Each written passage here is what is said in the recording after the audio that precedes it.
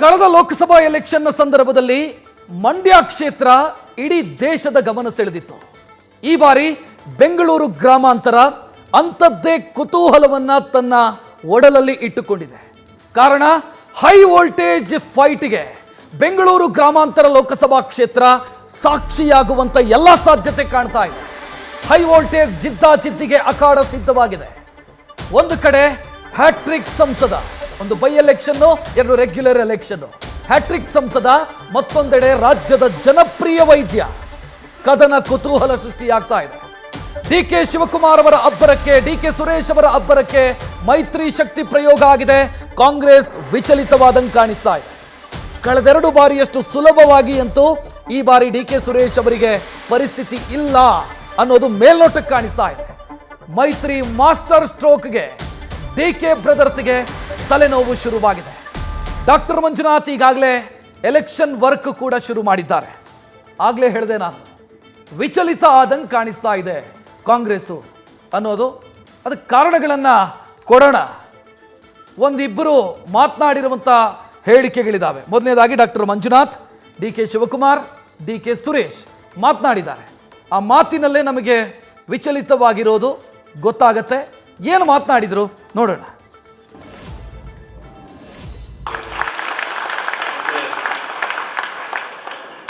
ಶ್ರೀಮಂತರಿಗೆ ಖಾಸಗಿ ಆಸ್ಪತ್ರೆಯಲ್ಲಿ ಸಿಗತಕ್ಕಂಥ ಶ್ರೀಮಂತಿಗೆ ಚಿಕಿತ್ಸೆ, ಬಡ ರೋಗಿಗಳಿಗೆ ಚಿಕಿತ್ಸೆ, ಬಡ ರೋಗಿಗಳಿಗೆ ಆ ರೀತಿ ಚಿಕಿತ್ಸೆ ಆಗಬೇಕು ಅನ್ನುವ ಕನಸಿತ್ತು. ಯಾಕೆಂದರೆ ನಾನು ಕೇವಲ ಹೃದ್ರೋಗ ತಜ್ಞನಾಗಿ ಮಾತ್ರ ಕೆಲಸ ಮಾಡಿಲ್ಲ, ಒಬ್ಬ ನಿರ್ದೇಶಕನಾಗಿ ಕೆಲಸ ಮಾಡಿದ್ದೇನೆ, ಒಬ್ಬ ಆಡಳಿತಾಧಿಕಾರಿಯಾಗಿ ಕೆಲಸ ಮಾಡಿದ್ದೇನೆ, ಹಲವಾರು ಆಸ್ಪತ್ರೆಗಳನ್ನು ಕಟ್ಟುವ ಮೂಲಕ ಒಬ್ಬ ಇಂಜಿನಿಯರ್ ಆಗಿ ಕೆಲಸ ಮಾಡಿದ್ದೇನೆ, ಮತ್ತು ಆರ್ಕಿಟೆಕ್ಟ್ ಆಗಿ ಕೆಲಸ ಮಾಡಿದ್ದೇನೆ, ಹಾಗೂ ಒಬ್ಬ ಸಾಂತ್ವನ ಹೇಳ್ತಕ್ಕಂಥ ಕೌನ್ಸಿಲರ್ ಆಗಿ ಹಲವಾರು ಪ್ರಶ್ನೆಗಳು ಬರ್ತವೆ. ಡಾಕ್ಟರ್ ಮಂಜುನಾಥ್ ಅವರು ಯಾಕೆ ರಾಜಕೀಯಕ್ಕೆ ಬಂದರು, ಕೆಲವರೆಲ್ಲ ಅಂದರೆ ನಮ್ಮ ಮೇಲೆ ತುಂಬ ಪ್ರೀತಿ ಇದ್ದಂಥವರು, ತುಂಬ ಅಭಿಮಾನ ಇದ್ದಂಥವರು ಅದು ಹೇಳ್ತಾರೆ. ಡಾಕ್ಟ್ರು ಏನಕ್ಕೆ ರಾಜಕೀಯ ಬೇಕಿತ್ತು ಹಾಗೆ ಹೀಗೆ ಅಂತ ಹೇಳ್ತಾರೆ. ಅವರು ಅವರ ಅರ್ಥದ ಡಾಕ್ಟರ್ ಮಂಜುನಾಥ್ ಬಗ್ಗೆನೂ ಗೌರವ ಇದೆ, ದೇವೇಗೌಡರ ಬಗ್ಗೆನೂ ಗೌರವ ಇದೆ, ಕುಮಾರಸ್ವಾಮಿ ಬಗ್ಗೆನೂ ಗೌರವ ಇದೆ. ಈಗ ದೇವೇಗೌಡರ ಮೇಲೂ ನಿಂತಿದ್ದೀವಿ ಎಲೆಕ್ಷನ್ಗೆ, ಕುಮಾರಸ್ವಾಮಿ ಮೇಲೂ ನಿಂತ್ಕೊಂಡು ಗೆದ್ದಿದ್ದೀನಿ, ದೇವೇಗೌಡರ ಮೇಲೆ ಒಂದು ಹೆಣ್ಮಗಳು ನಿಲ್ಲಿಸಿದ್ದೀನಿ. ಅವರ ಧರ್ಮಪತ್ನಿ ಅನಿತಾ ಕುಮಾರಸ್ವಾಮಿ ಮೇಲೂ ಕುಮಾರಸ್ವಾಮಿ ನಿಂತಿದ್ದಾರೆ. ಇಬ್ರು ದಳ ಬಿಜೆಪಿ ಒಟ್ಟಿಗೆ ನಿಂತಿದ್ರು ಹಿಂದೆ. ಮಂಜುನಾಥ್ ಪಾಪ ನಾವೇ ಇವರೆಲ್ಲ ಹೇಳಿ ನಾವೇ ಇರಲಿ ಅಂತ ಹೇಳಿ ಪಾಪ ನಾವೇ ಅವ್ರಿಗೆ ಎಕ್ಸ್ಟೆಂಡ್ ಮಾಡ್ಕೊಂಡು ಬರ್ತಾನೆ ಇದ್ದೋ 2-3 ಎಕ್ಸ್ಟೆನ್ಷನ್. ನಮ್ಗೇನು ಬೇಜಾರಿಲ್ಲ, ಯಾರಾದ್ರೂ ನಾವು ನೀತಿ ಮೇಲೆ ಮಾಡ್ತೀವಿ. ಇದು ಹಳ್ಳಿ ಎಲೆಕ್ಷನ್. ಇದು DK Suresh is not a parliament member, is a panchayat member also. ಜನರ ಮಧ್ಯೆ ನಿಂತ್ಕೊಂಡು ಸ್ಪಂದಿಸ್ಕೊಂಡು ಬೆಳಗ್ಗೆ ಸಾಯಂಕಾಲ ಇದ್ಕೊಂಡು ಪಾರ್ಲಿಮೆಂಟ್ ಮೆಂಬರ್ಗಿರಿ ಕೆಲಸ ಮಾಡ್ಕೊಂಡಿದ್ದಾರೆ. ಪಂಚಾಯತ್ ಮೆಂಬರ್ ಮಾಡೋ ಕೆಲಸ ಒಬ್ಬ MP ಮಾಡ್ಕೊಂಡಿರ್ತಾರೆ. ಸೊ ಅದರಿಂದ ಯಾರು ನಿಂತರೂ ನಮಗೇನು ಭಾಳ ಸಮ್ಮತ, ನಮಗೇನು ಬೇಜಾರಿಲ್ಲ. ಕುಮಾರಸ್ವಾಮಿ ಸ್ಟೇಟ್ಮೆಂಟ್ ಮಾಡೋರು ನನ್ನ ಸಿಸ್ಟರ್ ಅಳ್ತಾ ಇದ್ರು ಅಂತ. ಏನು ನನಗೇನು ಪಾಪ ಅವ್ರ ಫ್ಯಾಮಿಲಿ ವಿಚಾರದಲ್ಲಿ ನಾವು ಇಂಟರ್ವ್ಯೂ ಯಾರು ಬೇಕಾದ್ರೂ ಅವ್ರ ಫ್ಯಾಮಿಲಿಯಿಂದ ನಿಲ್ಲಿಸ್ತೀವಿ. ಮಗನ ಎಲೆಕ್ಷನ್ ನೋಡಿದ್ದೀವಿ, ತಾತನ ಎಲೆಕ್ಷನ್ ನೋಡಿದ್ದೀವಿ. ಅದನ್ನ ನೀವು ಅವ್ರನ್ನ ಕೇಳಬೇಕು, ಪ್ರವೇಶ ಮಾಡಿರೋರು ಅವರು. ಸೊ ಬಹುಶಃ ಅವ್ರ ಪ್ರವೇಶದ ಬಗ್ಗೆ ನಾನು ಉತ್ತರ ಹೇಳೋದು ಅಷ್ಟು ಸಮಂಜಸ ಅಲ್ಲ. ಸೊ ಅವರ ರಾಜಕೀಯ ಪ್ರವೇಶ ಸ್ವಾಗತ ಮಾಡ್ತೇನೆ. ರಾಜಕಾರಣಿಯನ್ನ ರಾಜಕಾರಣಿ ದೃಷ್ಟಿನಲ್ಲಿ ನೋಡ್ಬೇಕಾಗುತ್ತೆ.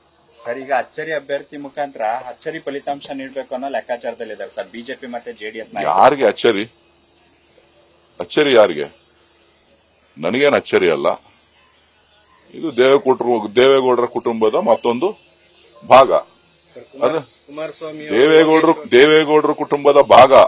ಆ ದೇವೇಗೌಡರ ಕುಟುಂಬದ ಭಾಗನ ಅಚ್ಚರಿ ಅಭ್ಯರ್ಥಿ ಅಂತಕ್ಕಂಥದ್ದಲ್ಲ. ಸೊ ಹಾಗೆ ಬಿಜೆಪಿ ಸ್ಪರ್ಧೆ ಮಾಡ್ತಾ ಇದ್ದಾರೆ ಸರ್ ದೇವೇಗೌಡ ಫ್ಯಾಮಿಲಿ ಅಂತ. ಅದನ್ನ ನೀವು ಕೇಳಬೇಕು. ನಾನು ಹೇಳಿದ್ರೆ ಬಹಳ ಆಕ್ವರ್ಡ್ ಆಗಿರ್ಬೋದು ಅಂತ ಕಾಣಿಸ್ತದೆ. ಅವ್ರ ಪಾರ್ಟಿ, ದೇವೇಗೌಡರ ಪಾರ್ಟಿ, ಕುಮಾರಸ್ವಾಮಿ ಪಾರ್ಟಿ ಸರಿ ಇಲ್ಲ ಅಂತೇಳಿ ಬುದ್ಧಿವಂತ ಅಳಿಯ ತೀರ್ಮಾನ ಮಾಡಿದ್ದಾರೆ. ಡಿಕೆ ಶಿವಕುಮಾರ್ ದೇವೇಗೌಡರನ್ನ ಸೋಲಿಸಿದ್ದನ್ನ ಹೇಳ್ತಾ ಇದ್ದಾರೆ. ಅಂದ್ರೆ ಒಬ್ಬರು ಮಹಿಳಾ ಅಭ್ಯರ್ಥಿಯನ್ನ ನಿಲ್ಲಿಸಿ ನಾವು ದೇವೇಗೌಡರನ್ನ ಸೋಲಿಸಿದ್ವಿ, ಆದರೆ ಗೌಡ್ರಿಂದ 2 ಬಾರಿ ಸೋತಿದ್ದನ್ನು ಅವರು ನೆನಪು ಮಾಡ್ಕೊಳ್ಳೋದಿಲ್ಲ. ಡಿ ಕೆ ಶಿವಕುಮಾರ್ ಅವರು 2 ಬಾರಿ ಸೋತಿದ್ದಾರೆ. ಒಮ್ಮೆ ವಿಧಾನಸಭೆಗೆ, ಒಮ್ಮೆ ಲೋಕಸಭೆಗೆ ದೇವೇಗೌಡರ ಎದುರು ಸೋತಿದ್ದಾರೆ. ಅದನ್ನು ನೆನಪು ಮಾಡ್ಕೊಳ್ಳಲ್ಲ. ನೋಡೋಣ, ಅದಕ್ಕೆಲ್ಲದಕ್ಕೆ ಸಂಬಂಧಿಸಿದಂಥ ಡೀಟೇಲ್ ನೋಡ್ತಾ ಹೋಗೋಣ. ಮೊದಲಿಗೆ ಡಿ ಕೆ ಸುರೇಶ್ ಅವರಿಗೆ ಈ ಕ್ಷೇತ್ರದಲ್ಲಿ ಏನು ಪ್ಲಸ್ಸು ಡೀಟೇಲ್ ಬರ್ತಾ ಇದೆ. ಬೆಂಗಳೂರು ಗ್ರಾಮಾಂತರ ಕ್ಷೇತ್ರದ ಮೇಲೆ ಸಂಪೂರ್ಣ ಹಿಡಿತಾ ಇದೆ ಡಿ ಕೆ ಸುರೇಶ್ ಅವರಿಗೆ. ಯಾಕಂತಂದರೆ 3 ಬಾರಿ MP. ಆ ಕ್ಷೇತ್ರದ ನರನಾಡಿ ಏನು ಎತ್ತ ಇದೆಲ್ಲದರ ಬಗ್ಗೆಯೂ ಕೂಡ ಸಂಪೂರ್ಣ ಮಾಹಿತಿ ಸುರೇಶ್ ಅವರಿಗಿದೆ, ಹಿಡಿತ ಕೂಡ ಇದೆ. ಎರಡನೆಯದ್ದು, ಅವರಿಗೆ ಕ್ಷೇತ್ರದ ಮತದಾರರ ನಾಡಿ ಮಿಡಿತದ ಬಗ್ಗೆಯೂ ಕೂಡ ಸ್ಪಷ್ಟ ಗೊತ್ತಿದೆ. ನನ್ನ ಕ್ಷೇತ್ರದ ಮತದಾರರು ಏನನ್ನ ಬಯಸ್ತಾರೆ ಮತ್ತು ನನ್ನ ಕ್ಷೇತ್ರದಲ್ಲಿ ಗೆಲ್ಲೋದಕ್ಕೆ ನಾನು ಏನು ಮಾಡಬೇಕು, ಯಾವ ಏರಿಯಾದಲ್ಲಿ ಏನು ಮಾಡಿದರೆ ನಾನು ಗೆಲ್ಲೋದಕ್ಕೆ ಸಾಧ್ಯ ಇದೆ, ಇದರ ಸ್ಪಷ್ಟ ಅರಿವು ಡಿ ಕೆ ಸುರೇಶ್ ಅವರಿಗಿದೆ. ಇದರ ಜೊತೆಗೆ ಡಿ ಕೆ ಸುರೇಶ್ ಅವರ ಸಹೋದರ ಡಿ ಕೆ ಶಿವಕುಮಾರ್ ಅವರು ರಾಜ್ಯದ ಉಪಮುಖ್ಯಮಂತ್ರಿ, ಇವತ್ತೋ ನಾಳೆನೋ ಮುಖ್ಯಮಂತ್ರಿಯೂ ಕೂಡ ಆಗ್ತಾರೆ ಅನ್ನೋ ಲೆಕ್ಕಾಚಾರವನ್ನು ಅವರೂ ಇಟ್ಕೊಂಡಿದ್ದಾರೆ, ಅವರ ಅಭಿಮಾನಿಗಳು ಕೂಡ ಇಟ್ಕೊಂಡಿದ್ದಾರೆ. ಇದೆಲ್ಲವೂ ಕೂಡ ಡಿ ಕೆ ಸುರೇಶ್ ಅವರಿಗೆ ಪ್ಲಸ್ ಆಗುತ್ತೆ. ಇದರ ಜೊತೆಗೆ ಬಿಜೆಪಿ ಜೊತೆಗೆ ಮೈತ್ರಿ ಮಾಡಿಕೊಂಡಿದ್ದಾರೆ ಅನ್ನೋ ಕಾರಣಕ್ಕಾಗಿ JDS ಅನ್ನು ಬೆಂಬಲಿಸ್ತಾ ಇದ್ದಂಥ ಮುಸ್ಲಿಂ ವೋಟರ್ಸು ಕಾಂಗ್ರೆಸ್ನ ಕಡೆಗೆ ತಮ್ಮ ನಿಷ್ಠೆಯನ್ನು ಬದಲಾಯಿಸಿದ್ದಾರೆ, ಅಥವಾ ಕಾಂಗ್ರೆಸ್ಗೆ ಟ್ರಾನ್ಸ್ಫರ್ ಆಗುತ್ತೆ ಆ ಮತಗಳು. ಇದು ಕೂಡ ಡಿ ಕೆ ಸುರೇಶ್ ಅವರಿಗೆ ಅಡ್ವಾಂಟೇಜು. ಇದನ್ನು ಬಿಟ್ಟರೆ ಅವರ ಪ್ರತಿಸ್ಪರ್ಧಿ ಡಾಕ್ಟರ್ ಮಂಜುನಾಥ್ ಇವರಿಗೆ ರಾಜಕೀಯ ಹೊಸದು. ರಾಜಕೀಯ ಕ್ಷೇತ್ರದ ಬಗ್ಗೆ ಅಥವಾ ರಾಜಕೀಯದಲ್ಲಿ ಇರುವಂಥ ಲೆಕ್ಕಾಚಾರಗಳ ಬಗ್ಗೆ ಅವ್ರಿಗೆ ಇನ್ನೂ ಕೂಡ ಅರಿವಿಲ್ಲ. ಸೊ ಅದೊಂದು ಇವರಿಗೆ ಅಡ್ವಾಂಟೇಜ್ ಆಗುತ್ತೆ ಡಿ ಕೆ ಸುರೇಶ್ ಅವರಿಗೆ. ಡಿ ಕೆ ಸುರೇಶ್ ಅವರಿಗೆ ಮೈನಸ್ ಏನು ಡೀಟೇಲ್ ನೋಡೋಣ. ಏನು ಮೈನಸ್ ಆಗಬಹುದು ಈ ಎಲೆಕ್ಷನ್ನಲ್ಲಿ? ಆ ಮೈನಸ್ ಯಾವುದು ಅಂತ ಕೇಳಿದರೆ, ಡಿ ಕೆ ಸುರೇಶ್ ಅವರು ಇತ್ತೀಚೆಗೆ ಕೊಟ್ಟಿರುವಂಥ ಹೇಳಿಕೆ. ಆ ಹೇಳಿಕೆ ಯಾವುದು ಅಂತಂದರೆ ದೇಶ ವಿರೋಧಿ ಹೇಳಿಕೆ. ದೇಶ ವಿಭಜನೆಯ ವಿಚಾರವನ್ನು ಏನು ಮಾತನಾಡಿದರು ಬಜೆಟ್ನ ನಂತರ, ಅದು ಅವರಿಗೆ ಮುಳುವಾಗುವಂಥ ಸಾಧ್ಯತೆಗಳಿದ್ದಾವೆ. ಇದರ ಜೊತೆಗೆ ಒರಟು ಸ್ವಭಾವ, ಜೊತೆಗೆ ಮೋದಿ ಅಲೆ ಇಡೀ ದೇಶದಲ್ಲೂ ವರ್ಕ್ ಆಗುವಾಗ ಬೆಂಗಳೂರು ಗ್ರಾಮಾಂತರದಲ್ಲೂ ಕೂಡ ವರ್ಕ್ ಆಗಲೇಬೇಕಲ್ವ, ಅದು ಮೈನಸ್ ಆಗಬಹುದು ಡಿ ಕೆ ಸುರೇಶ್ ಅವರಿಗೆ. ಮತ್ತು ಮೈತ್ರಿ ಮತಗಳು ಒಂದಾದರೆ ಡಿ ಕೆ ಸುರೇಶ್ ಅವರಿಗೆ ಸಮಸ್ಯೆ ಆಗುತ್ತೆ. ಅದಕ್ಕೆ ಸಂಬಂಧಿಸಿದಂಥ ವಿವರವಾದ ಡೀಟೇಲ್ ನಿಮ್ಮ ಮುಂದೆ ಇಡ್ತೀನಿ ನಾನು. ಅಂದರೆ ಹೇಗೆ ಅದು ಮೈತ್ರಿ ಮತಗಳು ಒಂದಾದರೆ ಯಾವ ರೀತಿ ಸಮಸ್ಯೆ ಆಗುತ್ತೆ ಅಂತ. ಇನ್ನು ಡಾಕ್ಟರ್ ಮಂಜುನಾಥ್ ಅವರ ಕ್ಲೀನ್ ಇಮೇಜ್, ಅವ್ರ ಬಗ್ಗೆ ನೀವು ಏನು ಟೀಕೆ ಮಾಡೋದಕ್ಕೆ ಸಾಧ್ಯ ಇದೆ? ಯಾವುದೇ ಒಬ್ಬ ಪ್ರತಿಸ್ಪರ್ಧಿ ಇದ್ದಂಥ ಸಂದರ್ಭದಲ್ಲಿ ಅವರ ಬಗ್ಗೆ ಏನಾದರೂ ಹೇಳಬೇಕಲ್ವ? ಏನು ಹೇಳ್ತೀರಿ? ಡಾಕ್ಟರ್ ಮಂಜುನಾಥ್ ಅವರ ಬಗ್ಗೆ ಏನು ಹೇಳೋದಕ್ಕೆ ಸಾಧ್ಯ ಇದೆ? ಆರೋಪ ಏನು ಮಾಡ್ತೀರಿ? ಟೀಕೆ ಏನು ಮಾಡ್ತೀರಿ? ಏನೂ ಮಾಡೋದಕ್ಕೆ ಸಾಧ್ಯ ಇಲ್ಲ. ಜೊತೆಗೆ ಜನ ಏನಾದರೂ ಬದಲಾವಣೆ ಬಯಸಿದರೆ, ಸಾಕು ಡಿ ಕೆ ಸುರೇಶ್ ಅಂತ ಬಯಸಿದರೆ, ಆಗ ಅವಕಾಶ ಮಂಜುನಾಥ್ ಅವರಿಗೆ ಸಿಗಬಹುದು. ಇದು ಕೂಡ ಅಪಾಯ ಡಿ ಕೆ ಸುರೇಶ್ ಅವರಿಗೆ. ಇದು ಮೈನಸ್ ಪಾಯಿಂಟ್ ಆಯಿತು. ನೆಕ್ಸ್ಟು ಬಿಜೆಪಿ ಅಭ್ಯರ್ಥಿ, ಜಾತ್ಯತೀತ ಜನತಾದಳ ಬೆಂಬಲಿತ ಬಿಜೆಪಿ ಅಭ್ಯರ್ಥಿ ಅಥವಾ ಮೈತ್ರಿ ಅಭ್ಯರ್ಥಿ ಡಾಕ್ಟರ್ ಮಂಜುನಾಥ್ ಅವರಿಗೆ ಏನು ಪ್ಲಸ್? ಯಾವುದೇ ಕಪ್ಪು ಚುಕ್ಕೆ ಇಲ್ಲದಂಥ ಕ್ಲೀನ್ ಇಮೇಜ್ ಡಾಕ್ಟರ್ ಮಂಜುನಾಥ್ ಅವರದು. ಯಾರೋ ಕೆಲ ಅತಿ ಬುದ್ಧಿವಂತರು ಏನೋ ಬಾಯಿಗೆ ಬಂದಿದ್ದು ಮಾತನಾಡ್ಬೋದು, ಏನೋ ಫೇಸ್ಬುಕ್ಕಲ್ಲಿ ಬಿಟ್ಟಿಯಾಗಿ ಬರೆದು ಹಾಕಬಹುದು. ಇದನ್ನು ಬಿಟ್ಟರೆ ಡಾಕ್ಟರ್ ಮಂಜುನಾಥ್ ಅವರ ಬಗ್ಗೆ ಕೆಟ್ಟದು ಮಾತನಾಡೋದಕ್ಕೂ ಕೆಟ್ಟದನ್ನು ಹೇಳೋದಕ್ಕೂ ಸಾಧ್ಯ ಇಲ್ಲ. Clean image. ಗೆದ್ದರೆ ಉನ್ನತ ಸ್ಥಾನ ಸಿಗತ್ತೆ ಕೇಂದ್ರದಲ್ಲಿ ಅನ್ನೋದು ಭಾವನೆ ಈಗಾಗಲೇ ರೂಪುಗೊಂಡಿದೆ. ನರೇಂದ್ರ ಮೋದಿ ಅವರನ್ನು ಸುಮ್ಮನೆ ಗುರುತಿಸಿಲ್ಲ, ಟಿಕೆಟ್ ಕೊಟ್ಟಿಲ್ಲ. ಗೆದ್ರೆ ಏನಾದರೂ ಆಗ್ತಾರೆ, ಸಂಸದರ ಹೊರತಾಗಿ ಏನಾದರೂ ಒಂದು ಅವಕಾಶ ಸಿಗುತ್ತೆ ಅವರಿಗೆ ಅಂತ. ಇದರ ಜೊತೆಗೆ ದೇವೇಗೌಡರ ಅಳಿಯ ಆದರೂ ಕೂಡ ಅದೇ ಅವರ ಹೆಗ್ಗಳಿಕೆ ಅನ್ನೋ ರೀತಿಯಲ್ಲಿ ಬದುಕಿಲ್ಲ ಡಾಕ್ಟರ್ ಮಂಜುನಾಥ್ ಅವರು. ಅದರ ಆಚೆಗೂ ಕೂಡ ತಮ್ಮ ವರ್ಚಸ್ಸನ್ನು ಬೆಳೆಸ್ಕೊಂಡಿದ್ದಾರೆ. ನಾನು ದೇವೇಗೌಡರ ಅಳಿಯ ಅಂತ ಎಲ್ಲೂ ಕೂಡ ಹೇಳಿಕೊಂಡವರು ಅಲ್ಲ ಅವರು. ನಾನು ದೇವೇಗೌಡರ ಅಳಿಯ ಅಂತ ಹೇಳಿಕೊಂಡು ದರ್ಬಾರ್ ಮಾಡಿದವರು ಅಲ್ಲ. ಬದಲಾಗಿ ತನ್ನ ಕೆಲಸದಿಂದ ಹೆಸರು ಸಂಪಾದಿಸಿದವರು, ಅದವರಿಗೆ ಪ್ಲಸ್ ಪಾಯಿಂಟು.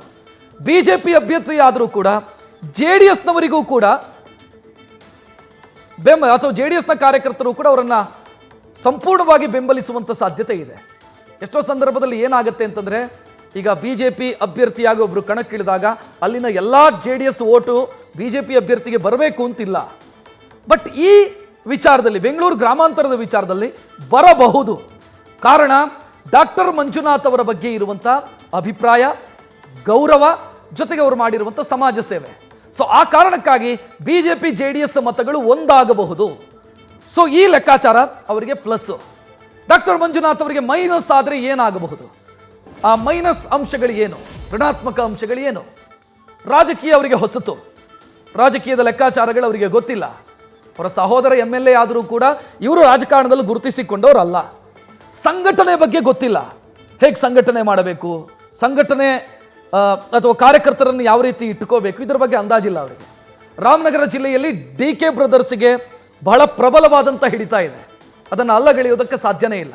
ರಾಮನಗರದಲ್ಲಿ ಎಲ್ಲಿಗೆ ಏನು ಕೊಡಬೇಕು, ಏನು ಕೊಟ್ಟರೆ ಓಟು ಬೀಳುತ್ತೆ ಅನ್ನೋ ಲೆಕ್ಕಾಚಾರ ಅವರಿಗಿದೆ. ಸೊ ಇದು ಮಂಜುನಾಥ್ ಅವರಿಗೆ ಮೈನಸ್ ಆಗಬಹುದು. ಇದರ ಜೊತೆಗೆ ರಾಮನಗರದ ರಾಜಕಾರಣ ಇದೆಯಲ್ಲ, ಆ ರಾಜಕಾರಣಕ್ಕೆ ಇವ್ರದ್ದು ಒಗ್ಗುವ ಸ್ವಭಾವ ಅಲ್ಲ. ರಾಜಕಾರಣ, ರಾಮನಗರದ ರಾಜಕಾರಣ ಬಹಳ ಜಿದ್ದಾಜಿದ್ದಿನ ರಾಜಕಾರಣ, ಪೈಪೋಟಿಯ ರಾಜಕಾರಣ. ಮತ್ತು ಆ ರಾಜಕಾರಣ ಹೆಂಗಿದೆ ಅನ್ನೋದು BJP ಸರ್ಕಾರದ ಅವಧಿಯಲ್ಲೂ ಕೂಡ ಈ ಡಾಕ್ಟರ್ ಅಶ್ವಥ್ ನಾರಾಯಣ ಅವರನ್ನ ಇನ್ಚಾರ್ಜ್ ಆಗಿ ಹಾಕಿದ್ರಲ್ಲಿಗೆ. ಆ ಸಂದರ್ಭದಲ್ಲಿ ಏನೇನಾಯಿತು ಅಂತ ರಾಮನಗರದ ಜನ ನೋಡಿದ್ದಾರೆ. ಸೊ ಆ ರಾಜಕಾರಣಕ್ಕೆ ಇವರು ಸೂಟ್ ಆಗಲ್ಲ, ಡಾಕ್ಟರ್ ಮಂಜುನಾಥ್ ಸೂಟ್ ಆಗಲ್ಲ. ಅದನ್ನು ಬಿಟ್ಟರೆ ಮೈನಸ್ಸು ಅಂತ ಕಾಣಿಸೋದು ಏನಿಲ್ಲ. ಒಂದು ಕಾಂಗ್ರೆಸ್ ಸರ್ಕಾರ ಇದೆ, DK ಶಿವಕುಮಾರ್ ಉಪಮುಖ್ಯಮಂತ್ರಿ, ಇದು ಕೂಡ ಅವರಿಗೆ ಅಡ್ವಾಂಟೇಜು. ಡಾಕ್ಟರ್ ಮಂಜುನಾಥ್ ಅವರಿಗೆ ಮೈನಸ್ ಆಗುವಂಥ ಸಾಧ್ಯತೆ ಇರುವಂಥ ಲೆಕ್ಕಾಚಾರ.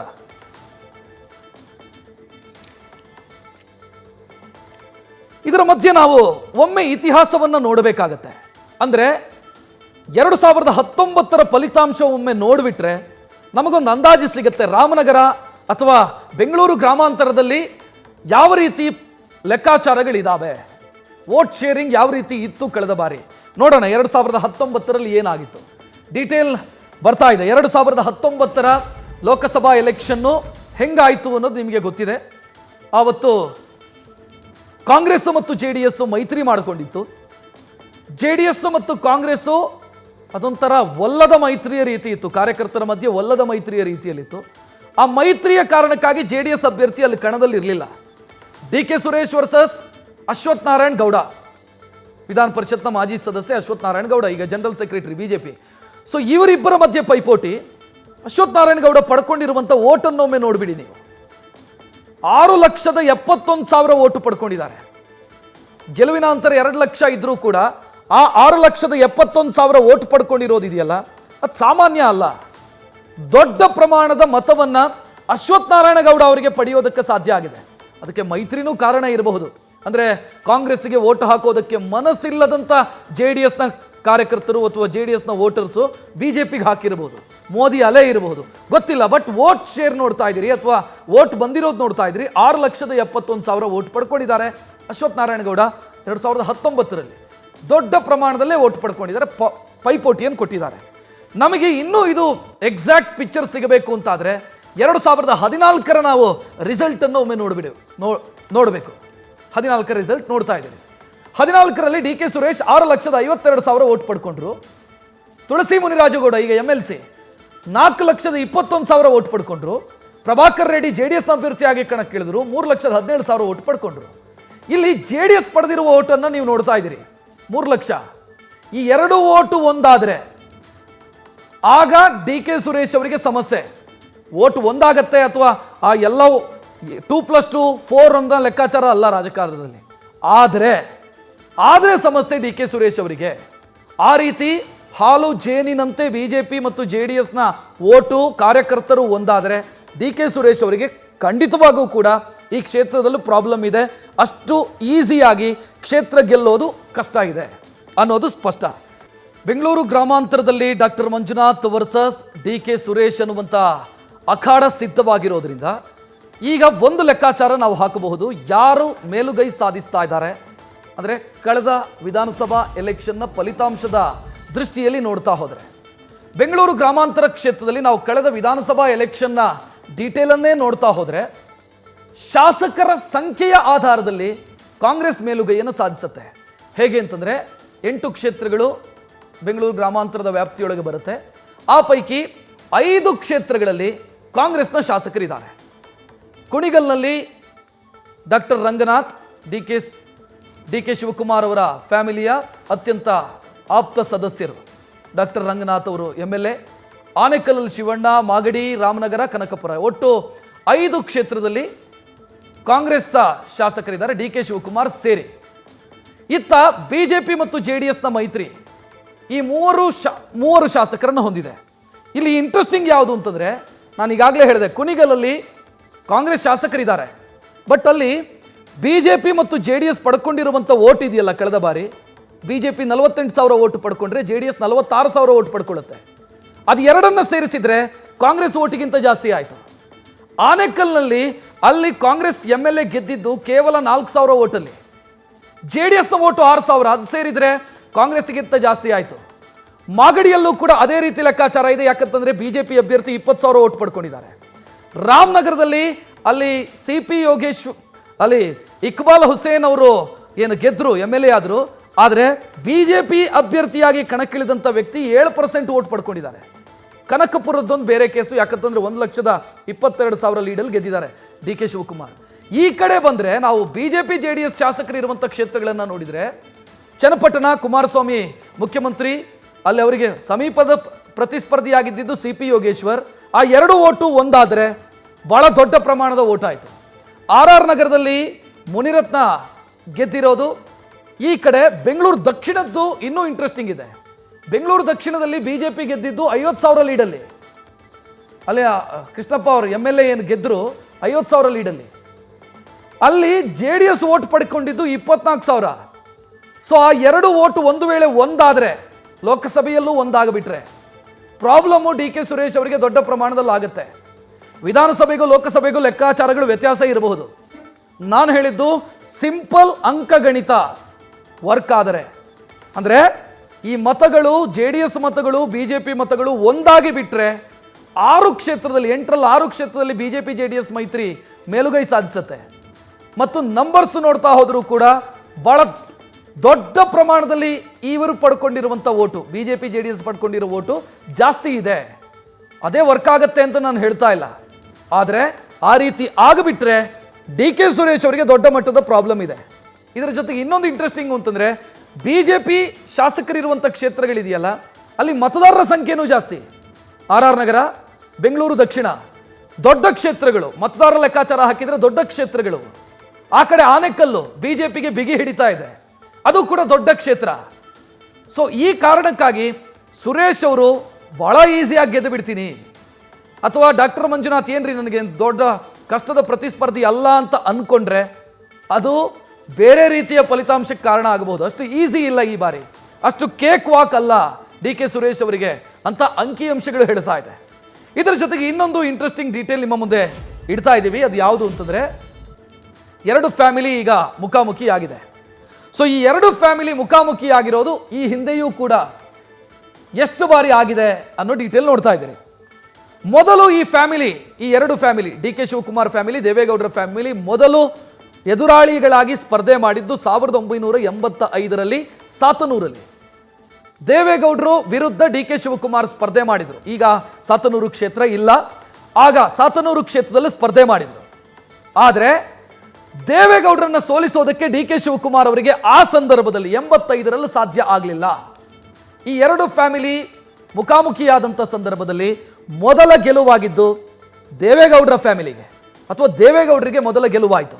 1985ರಲ್ಲಿ ದೇವೇಗೌಡರು DK ಶಿವಕುಮಾರ್ ಅವರನ್ನು ಸೋಲಿಸಿದರು. ನೆಕ್ಸ್ಟ್ ಮತ್ತೆ ಮುಖಾಮುಖಿಯಾಗಿದ್ದು ಯಾವಾಗ ಅಂತಂದ್ರೆ 1999ರಲ್ಲಿ DK ಶಿವಕುಮಾರ್ ವಿರುದ್ಧ ಸ್ಪರ್ಧೆ ಮಾಡಿದ್ದು ಸಾತನೂರಲ್ಲಿ ಕುಮಾರಸ್ವಾಮಿ ಅವರು. ಬಟ್ DK ಶಿವಕುಮಾರ್ ಅವರ ವಿರುದ್ಧ ಕುಮಾರಸ್ವಾಮಿ ಅವರಿಗೆ ಗೆಲ್ಲೋದಕ್ಕಾಗಲಿಲ್ಲ. ಕುಮಾರಸ್ವಾಮಿ ಅವರು DK ಶಿವಕುಮಾರ್ ವಿರುದ್ಧ ಸೋತರು. ಇದು ಮುಖಾಮುಖಿ. ಎರಡನೇ ಮುಖಾಮುಖಿಯಲ್ಲಿ DKC ಫ್ಯಾಮಿಲಿಗೆ ಗೆಲುವಾಯಿತು. ಮೂರನೇ ಮುಖಾಮುಖಿ ಯಾವಾಗ? ಮೂರನೇ ಮುಖಾಮುಖಿ 2002ರಲ್ಲಿ. 2002ರಲ್ಲಿ ಕನಕಪುರ ಲೋಕಸಭೆಯಲ್ಲಿ ಎರಡು ಫ್ಯಾಮಿಲಿ ಎದುರು ಬದುರಾಯಿತು. 2002ರ ಲೋಕಸಭಾ ಎಲೆಕ್ಷನ್ನಲ್ಲಿ DK ಶಿವಕುಮಾರ್ ದೇವೇಗೌಡರ ವಿರುದ್ಧ ಸ್ಪರ್ಧೆ ಮಾಡಿದರು. ಬಟ್ ದೇವೇಗೌಡರು ಗೆದ್ದರು, DK ಶಿವಕುಮಾರ್ ಅವರಿಗೆ ಗೆಲ್ಲೋದಕ್ಕಾಗಲಿಲ್ಲ. ಆ ನಂತರ ಮತ್ತೆ ಮುಖಾಮುಖಿಯಾಗಿದ್ದು 2013, ಅದು ಬೈ ಎಲೆಕ್ಷನ್. 2013ರಲ್ಲಿ DK ಸುರೇಶ್ ಅವರು ಗೆದ್ದರು, ಅನಿತಾ ಕುಮಾರಸ್ವಾಮಿ ಸೋತರು. ಸೊ ಅಲ್ಲಿಗೆ ಈ ಫ್ಯಾಮಿಲಿ ಮುಖಾಮುಖಿಯಾದಾಗ ಸಮಬಲದ ಹೋರಾಟ ಇದೆ. ಒಮ್ಮೆ ಅವರು, ಒಮ್ಮೆ ಇವರು.